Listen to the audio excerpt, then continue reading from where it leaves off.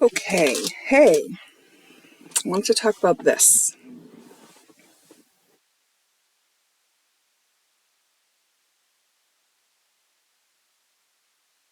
I was kind of like on the stream of it, and I was like, oh, yes, this is a good topic to discuss.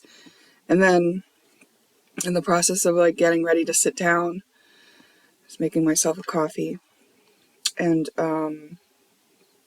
I just kind of lost the little stream. And the stream was a certain angle with which to address this issue.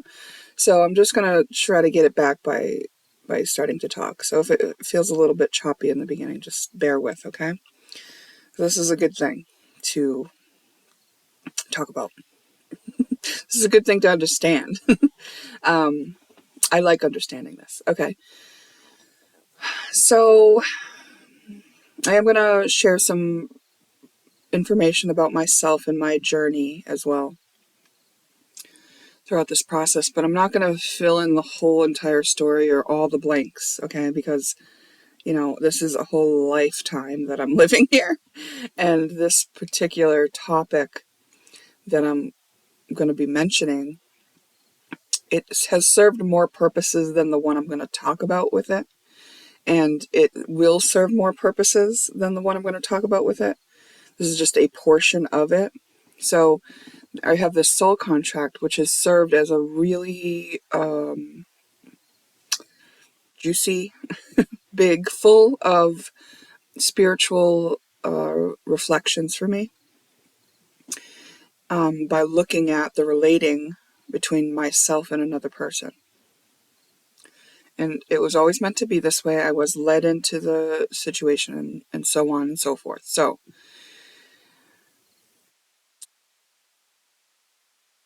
the situation has evolved from it's like we put segments into our contract.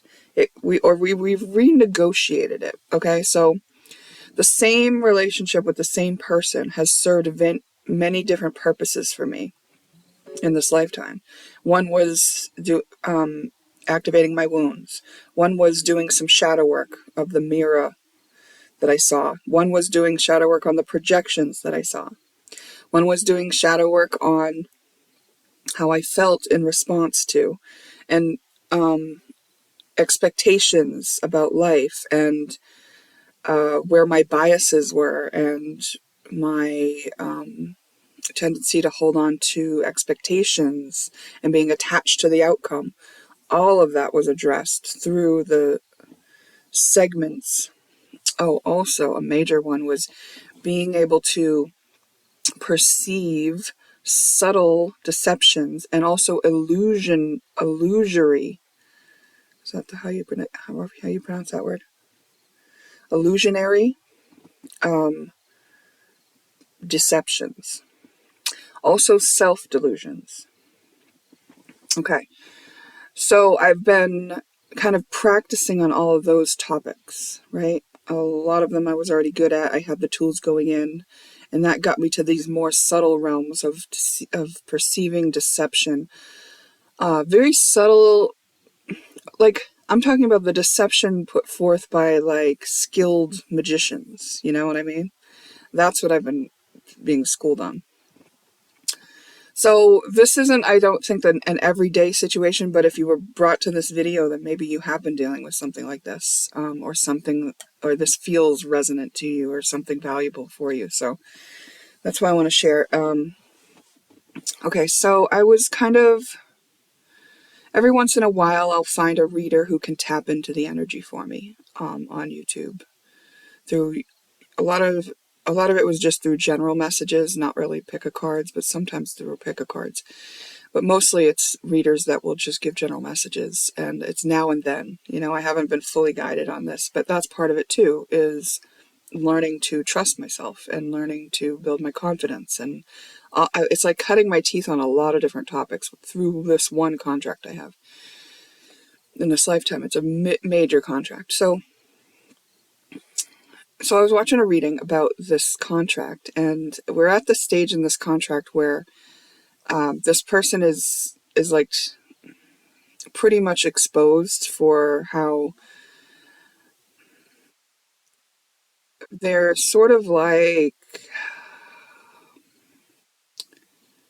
portraying an innocence about their dislike of me, and they're at a stage where they're very exposed to me, like, and I think they know it. And most of it's done energetically now, right? That's done energetically because this person has turned to like stalking. I'm a person who has attracted a lot of stalkers over the years, so it's nothing new to me to have certain people kind of like grab on to the energy that I have, because it's just set up for me like that in this lifetime, because I'm learning my specialized ability to discern these things, right? And I'm not going to be able to discern these things or alchemize these things without experiencing them. So my energy was set up to have a little place for others, in the name of stalkers, to hook onto for periods of time. But I can feel when someone hooks into that spot, right? Like, so anyways, so this is all energetically. Like, there's no one in my life that I'm like having tea with every day that doesn't like me but that pretends to like me but secretly doesn't. There's not that situation, but I have experienced a situation where there was growth going on that was mutual, and then one person felt threatened by me and then kind of turned against me, and then I had to part ways. That's happened. Because their true nature comes out in the face of our relationship. If they have a tendency to be jealous or envious or petty, my energy is going to bring that out in them. That just happens over and over again. Gossipy people especially. And a lot of people don't think gossipy is a big deal, right? And it's like, okay, fine. I'm still going to go this way. Because I've learned through doing it first, I did it too, that's actually a lower vibration. And so through watching this reading, I realized something. Not that this reader told me this thing, but the reader was saying like that what this person was doing was turning against them was turned back on them, and they were trying to like get other people in a group to kind of turn against me as well. And this is a group that I am no longer a part of, but I've been told that they talk about me from time to time by new people that have entered the group, have come back. Like, the spirit put us in the same place at the same time, and I was able to be told that these people do talk about me still, and years later. So anyways, not a big deal to me, because I know these are all my soulmates. I know on a higher plane that I actually knew them from other lifetimes, so it makes sense that we could work out some karma on each other, right? And I didn't assume that what they were talking about was bad towards me, especially since this person told me, and I don't think this person was trying to hurt me or anything. So in general, most of them are not like trying to harm me or think poorly of me or anything like that. And I think the same of them. I think they're wonderful people who may be in some habits that I just happen to not resonate with anymore. That's all. So we grow apart from people sometimes. But let me try to, I know it seems like, am I ever going to get to the point? Just know that little pieces of these tidbits of information might help grounding this concept that I'm trying to share. So she says on the reading, but you're surrounded by angels, which I know I am, and they wouldn't, and God would never let this person's thing that they're trying to do right now hit you. They tried to throw a manipulation on my energy, and so they're trying to use their magician skills, but they've stepped up from trickster energy into magician. But they're misusing their power. With great power comes great responsibility. You can't step into your magician without major repercussions of using it in the densities. So I said to myself, well, that's interesting, and I feel that's true that God wouldn't let me suffer the consequences of whatever this person's thrown at me. I feel that very much. I know I'm protected. I know that I'm being held to walk in this space so that I can study it in a way. And, but then I had this thought, like, well, if that's true, then why is God letting others suffer terrible things? And then I thought earlier on in my life how I had suffered terrible things, and God did not protect me from those. And then, so I just asked the question, like, well, so how come God doesn't protect all the people from all the bad things? And that's when it was kind of downloaded into me, the answer. And so what it was is that I was shown how in this contract, I came into this dense space of people who are at war, right? And in terms of calling this war, you might think it's a stretch, but I'm going to put it in a different terms so you can kind of see it. And I'm going to say, like, some family lines, and actually, Teal Swan had a video on this. I didn't watch the whole video. No, there's a clip on Instagram.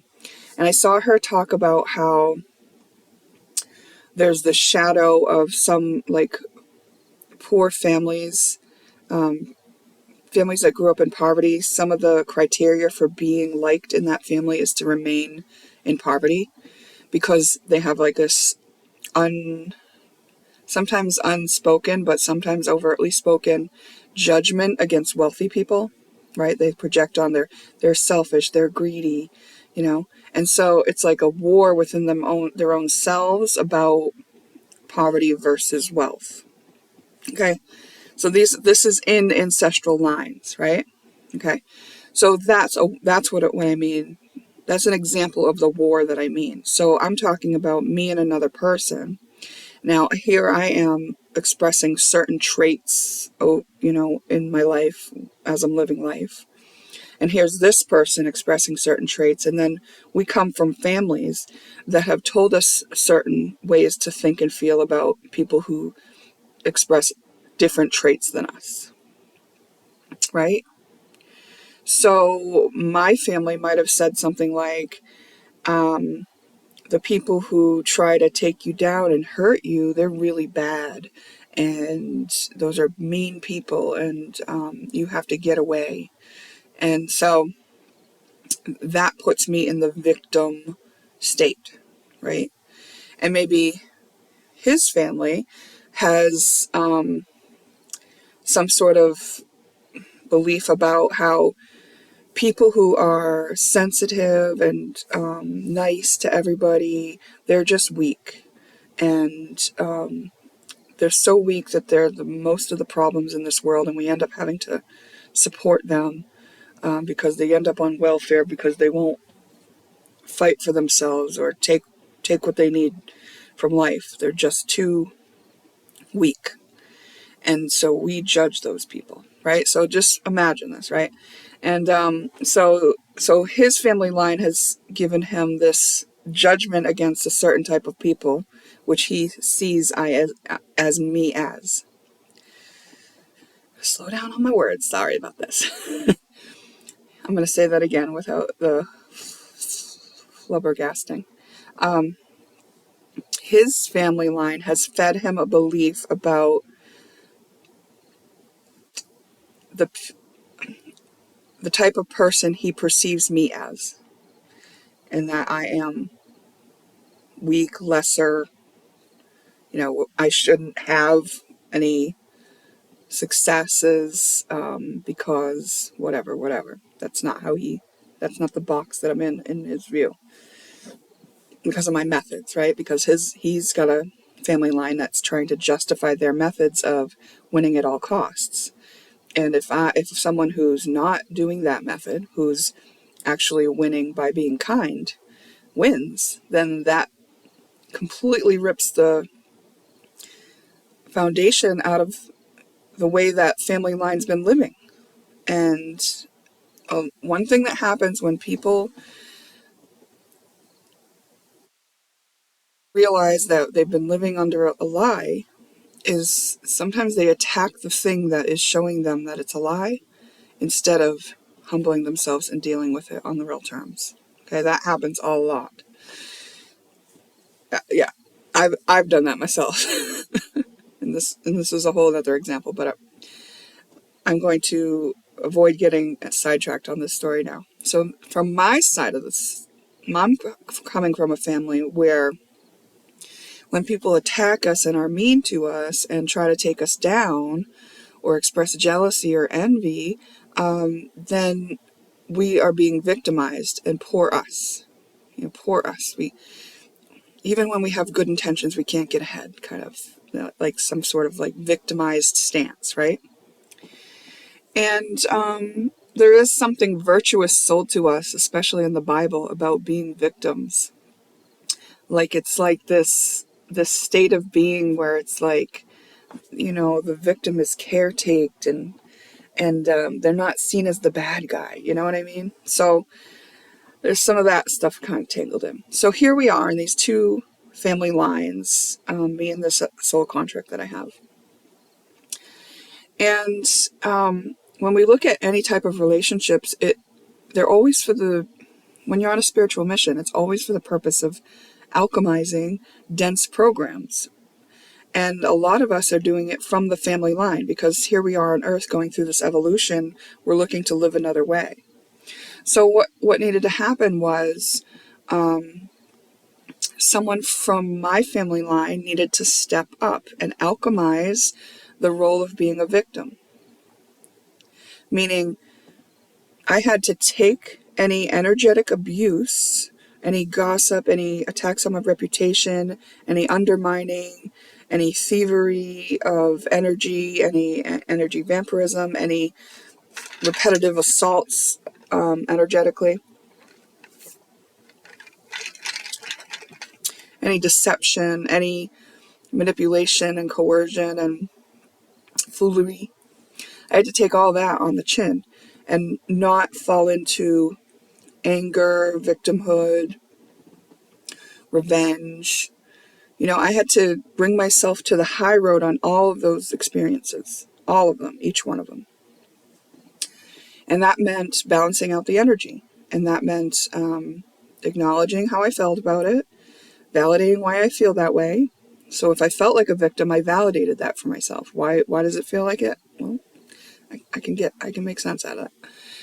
Accepting that this was the case, though, that here I am in this situation, God did lead me here. And this is what it is. This is what God led me into. Okay. And then being present with how I felt about it, being the one who loves me, even while I'm feeling the things I feel in response to the situation I'm in. And then being the one who can be present with those feelings meant I didn't have to project them. I didn't have to suppress or deny them. I didn't have to step into anything lower or denser. Right? Now, that means that this other party also is here from a family line that needs to be alchemized, and it's very dense and stuff. This person has to create neutrality and 0 point in an ancestral line that thinks it's okay to be, I'm just going to say mean for short, deceptive, controlling, power struggly, cutthroat, dismissive, all that kind of stuff. My hair's extra crazy, huh? So that's on that person, right? Like, our contract is not for me to do it for that person. That person literally does have to do that. And they are being activated in with a reason to do that by seeing me and then to have me not react. And then they get to see themselves. And so this person does happen to be a high-level soul. I know them on a soul level. So on a soul level, we're very good friends. On a 3D level, this person has pitted me as their enemy. I have not pitted this person as my enemy, because that is the alchemy. I'm an alchemist. So now the magician, which he is also an alchemist. And now he will see himself, because I didn't react and I didn't engage in a war, which would have distracted him. I just let it be neutral. Now he has the space to take up his mission, which is to alchemize all those dense ways that he saw himself be. All the things he saw himself be in response is what needs to be alchemized for him. Okay? Okay. Now, okay, I'm going to get back to the point of why wouldn't God help all the people, okay? This was part of explaining this. So everything is energy. And there's lower density energies that loop. And there's higher density energies that are there for creation. So you could kind of say the lower density energies are our structure, our form, the way things are done, our culture sometimes, can fall into that, but it doesn't have to. But structures, and it's like things that are consistent. Okay, doesn't mean stable for sure, because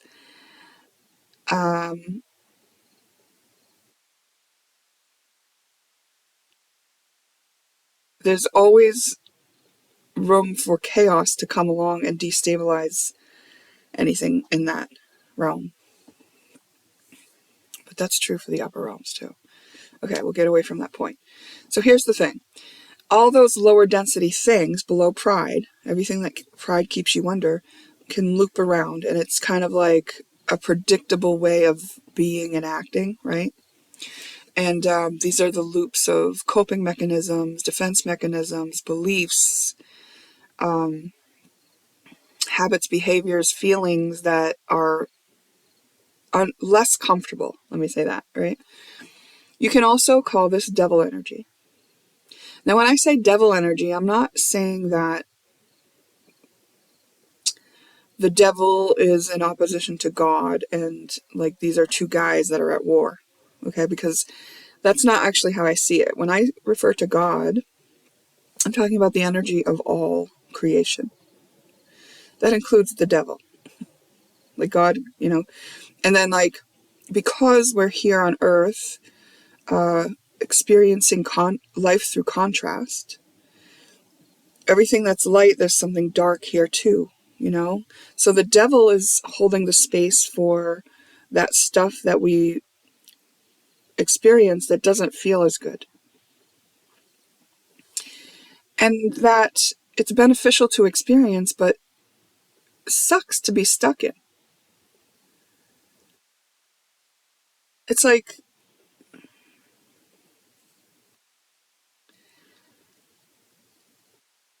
if I'm in the habit of getting ice cream cones, and every once in a while the ice cream falls off my cone onto the ground and I suffer some disappointment because I lost my ice cream, that's beneficial to me because now I know how much I really appreciate that ice cream.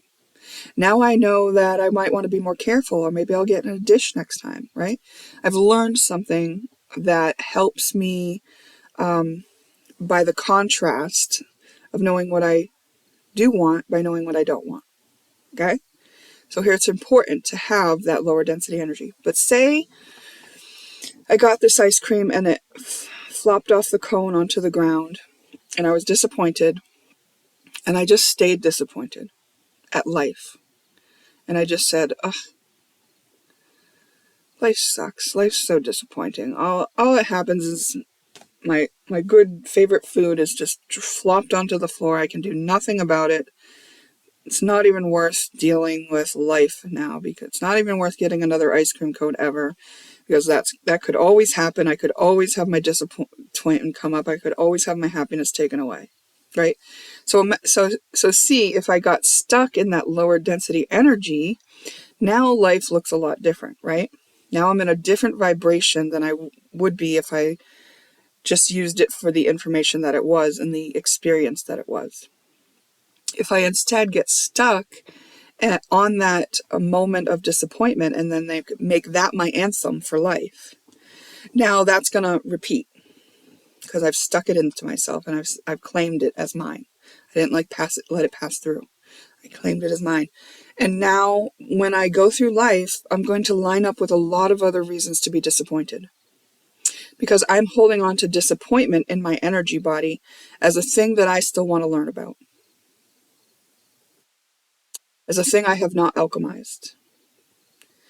And now as I go through life, I have to stand in a line and my foot gets stepped on by somebody who unknowingly, takes a step back in the line. I'm disappointed. I get to the front of the line and they're out of the thing I want. Disappointed. I get cut off in traffic. Disappointed. I don't get the grade at school because I accidentally forgot the last page of the test. Disappointed. So because I have that vibration of being disappointed and expecting to be disappointed, because that's the stance I took, that's the story I told myself about what happened, now my whole life kind of starts revolving around that energy so that I can finally notice it. And I say, gosh, everything's disappointing me. Everything. Well, the human mind likes to notice patterns. So then when you notice, okay, everything's disappointing me. Why? Maybe, just maybe, you will find the root cause, or you might adapt your behavior. Maybe you'll say, I'm just going to not care about anything anymore. Then I can't be disappointed. Now I'm not going to have expectations. Oh, okay. Because now you're moving towards that neutrality, aren't you? Now maybe life gets a little bit easier. Maybe you're only disappointed now and then because you haven't still dealt with the feeling of disappointment, but you've started telling yourself a different story about it. That doesn't matter to you. So now, when you have a disappointing experience, you haven't felt with that original disappointment. You haven't dealt with that original disappointment feeling, so it's still lodged in you. But now the way you navigate it is to tell yourself, it doesn't matter. So there's a twinge of disappointment that you suppress down, and you say, it doesn't matter. But it does not stop bringing you to situations where you do get disappointed now and then. All you've told your energy is, I don't want this to be the forefront of what I learn right now, but I get that it's going to have to be something I do learn. So let's push it towards the future when I feel like looking at it again, So maybe the experiences are fewer and far between. And that would last until it came time where your guides, your highest self, God, was kind of pushing you into looking at it. It's like, no, this is time. We're gonna heighten this for you a minute, so everything, and you're gonna kind of maybe twist your ankle and be forced to sit still for a while so that you can think about this and discern what is really going on in your life with this disappointment issue, right? If you were to come to someone like me, I would maybe trace it back, and we would find the place where you lodged that disappointment in you. Oh, do you remember the time that you dropped that ice cream? What did you actually need in that moment? Well, I needed somebody to tell me that it's no big deal and to buy me a new ice cream. And that's not how my whole life had to be, just because that happened once. And I could just notice how much I really do like ice cream. Oh, okay. So can you give yourself that thing you needed now? And then can you be present, accept that this is the case, and be present with that feeling of disappointment? And can you be the one who loves you even though you have experienced a disappointment? Oh, yeah. So this example that I'm using about dropping the ice cream, I'm sure you can understand that that's a fairly benign thing that someone would be willing to sit with themselves over the feeling of when it's pointed out to them that it's important to do. And then you can compare that same process to having to process and sit with and be present with some more dense feelings that are around shame, things that you wouldn't want anyone to know that you did or experienced or whatever. That's what this other party has to do. You know, he has to process some really, really, really dense shit that he doesn't feel like people would love him or accept him if they knew. Because he knows all along. Like, the whole family line knows what they're into, and that when they act that way, they have to hide it. That's why they hide it. So, you know, I'm always holding space for that person to find their way through that, right? But I also have full faith and confidence that that person is equipped to do that. That person knows how to do hard shit. I know how to do hard shit. That's why we took on this soul contract.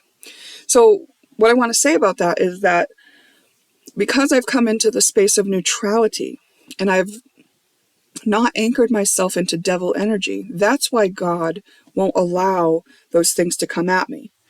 Not because God is like going to punish that person or stand in front of me and block it. No, because I have entered the kingdom of God through the neutrality I created by not slipping into victimhood, which is a dense energy, which is devil energy. Victimhood says is devil energy, says I am a victim, I am lesser, someone's doing bad things to me, and it means that I'm not worth it. That is not the stance that I have, right? I have full neutrality, and that it means that I can discern that this behavior coming towards me has nothing to do with my worth, and that that person is also capable of figuring things out for themselves. I'm neutral. So when that reader says, you know, God would never allow this to happen, it's because I'm sitting in God's space of neutrality. God loves all his children. God loves all the children who are dabbling in that devil's stuff, and also the ones who are creating in the heavens, right? Like, this is God's creation, you know? God understands that there's a duality here for a reason, and it will serve a purpose. Yes, he knows that he loses some of his children to the darkness, and they get looping in there for generations. And that's why angels come in and decide to alchemize some of this energy, this really dense stuff. That's why high-level souls say, I'll do it, I'll do it. I'll do it for you, God. I know I can maintain my purity. I know I can maintain my innocence, and I'm a master alchemist. I can do this. So the way God doesn't let that thing harm me now is because I put myself into that neutral space, so it will just, it does not harm me, does not land on me, doesn't stick to me. And so why then does God not save and protect all his children from the bad things that are happening? It's simply because, like with this other party in my soul contract, he seems to have to go to the rock bottom before he's going to start alchemizing up, right? As long as it's working a little bit, he'll just keep doing it because he's deluding himself, just like I had to remain in the situation of even like interacting with this person energetically. You know, I did that for a long time, but that helped me clear my own karmas from my own family line of what made us susceptible to this. What were our weaknesses in our family line that made us susceptible to thinking that this could harm us? And when I thought it could harm me, it did. Not terribly, but in the way of like being, you know, siphoning my vital energy. You know, I lost teeth and I started aging pretty fast, and I was tired a lot, you know, those things. So I had to like learn how to tune my spiritual energy and how to be more discerning and how to read what that energy was that's sprinkled in with the illusion of what I actually want, you know, which it never was what I actually wanted, turns out. Anyways, so sometimes, you know, God's children who are suffering at the suffering the consequences of experiences that are really dense and low, sometimes that's coming from a perpetuation of energy that they are here to experience so that they may alchemize it. Because if that didn't happen to them, then they're not going to be the one to alchemize it. because then they had no motivation to do so. And I kind of can hear people saying, well, what about babies that are suffering? It's like, I know that is heartbreaking. And I know that that's a very intricate soul contract that's happening amongst those soul pods that are doing that, that are having the heartbreaking experience of a baby who is suffering. Like, that is something that I have not experienced in this lifetime.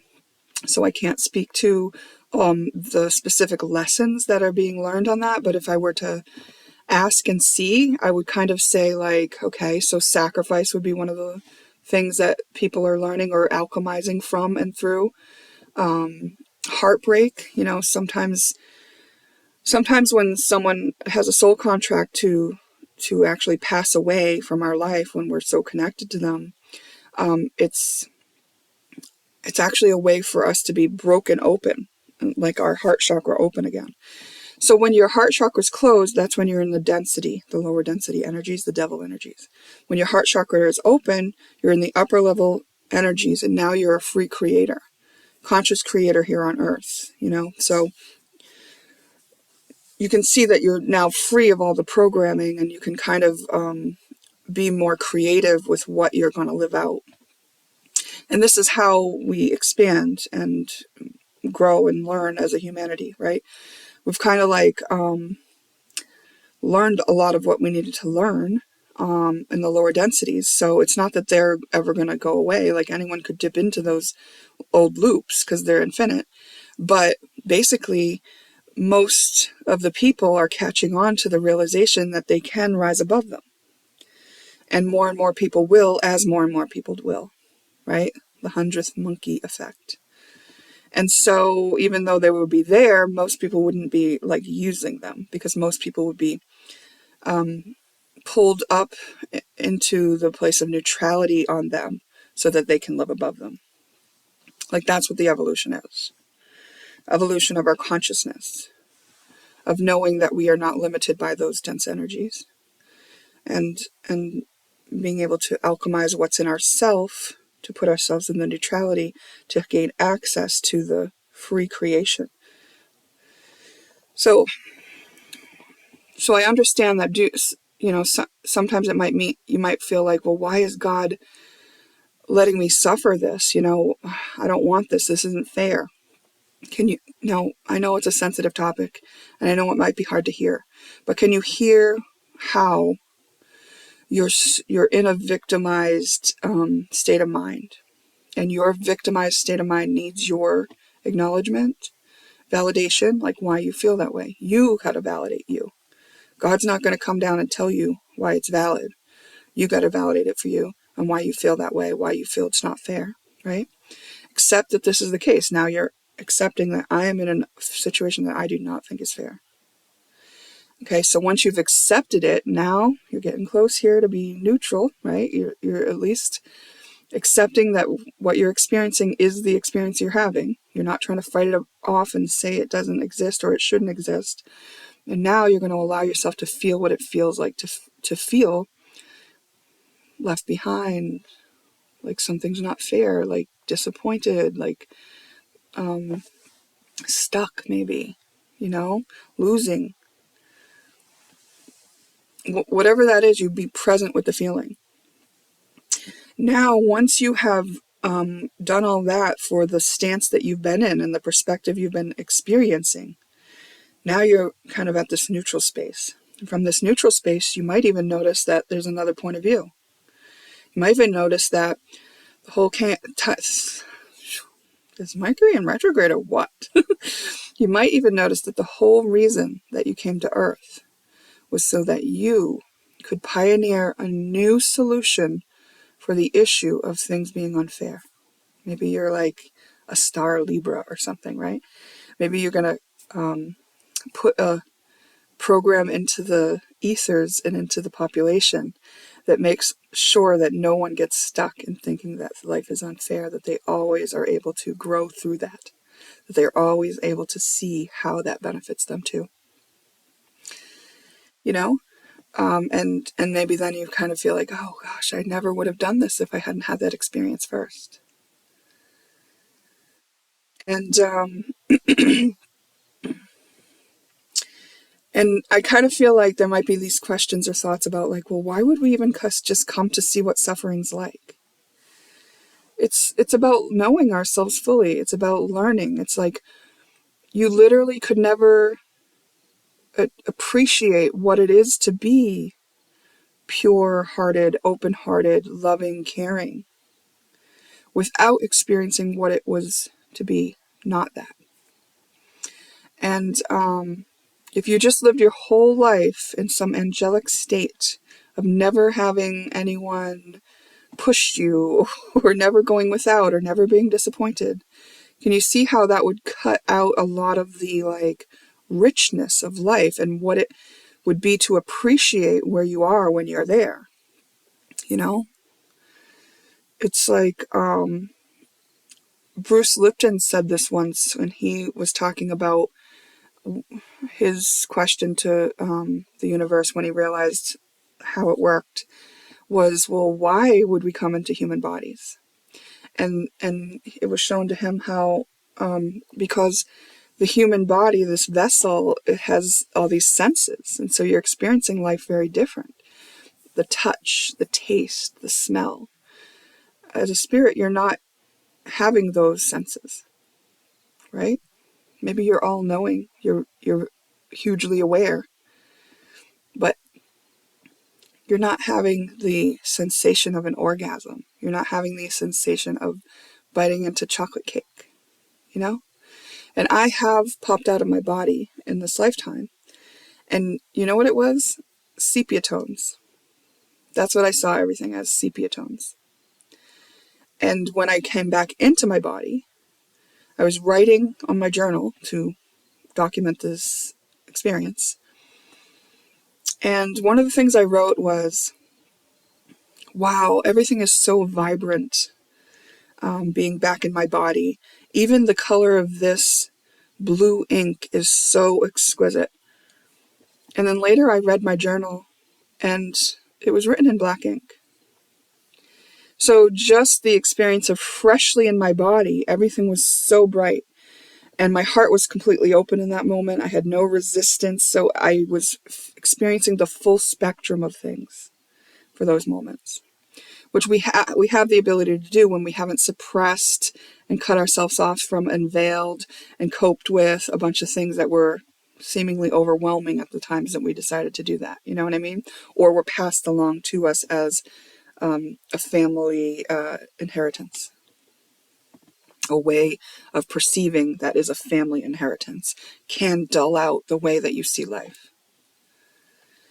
So for the moments that I had stepped back in my body, I was able to see with my body to its fullest extent of the senses.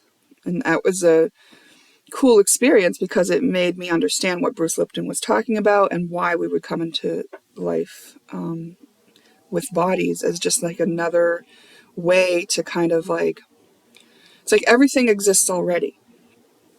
And like this is another way to kind of feel into it and experience it and see what this energy is and what it can do and what it feels like. And when we can cut it up this way and that way and then look at it through this perspective, what is it like, you know? But all perspectives are valid. Like different people are looking from different angles at different things through different lenses and veils. It's all valid. Like there's no reason to try to argue against somebody on telling them they're wrong. You can offer them an expanded awareness, but you can't force them to take it. Because if someone's only looking like all they can see is this, and you're looking like this, so you can kind of see a bigger picture, chances are that whatever they see in this is something for them to see specifically. So they're not wrong for cluing in on that thing. Yeah, it might help them and behoove them to eventually listen to what you have to say about what you see so that they can see that, oh, there is a bigger picture, which will put whatever they were seeing in context. You see? It's really us, a team of humanity working together. And even in the case of oppositions, rivalries, competition, all of that, It's all serving a purpose, and if we can allow it to do that for us, if we can know that it's happening for us to learn from, grow from, be inspired by, etc., then that helps us, right? Because, and also I want to say that this isn't to say that you should beat yourself up or feel like you're wrong or you're a loser for spending a lot of time in the dense entities and the devil energies. Some people are studying those real hard, you know? Doesn't make them lesser. It means that they may be suffering a lot more. And I don't know about you, but I have a lot of compassion for people who are suffering because I spent a lot of time doing it, you know? And I also got out of it, so I know they can too. So I hold space for that, and I don't pretend to know better for them than they know for them. What they're here for is between them and God. And yeah, it might be written on their Akashic records. That's not my business. I got enough business to tend to on my own without trying to track down or, study others, unless I'm guided to. Unless I'm told, please look at this person, like I was with this soul contract. I was told, please look. And it was because that is what I was here to alchemize. That is part of what I came for. And if someone asks me to look at theirs, of course, then it's appropriate for me to do so I can share with them whatever insights I have about my perspective of what they are dealing with. Okay, so what do you think?